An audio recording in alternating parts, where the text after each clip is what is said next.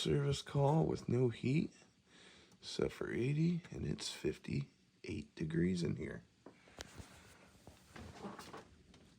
Oh.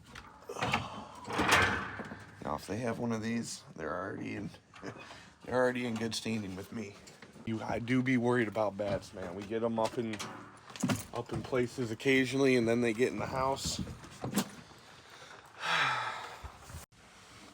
Is this gonna work? Nice. All right, we got the furnaces off. Inducer's running. Water motor should be running. Here at this point, this unit's about to shut off because it's getting too hot. Now we're going to check the blower motor. Could be the control board, probably not.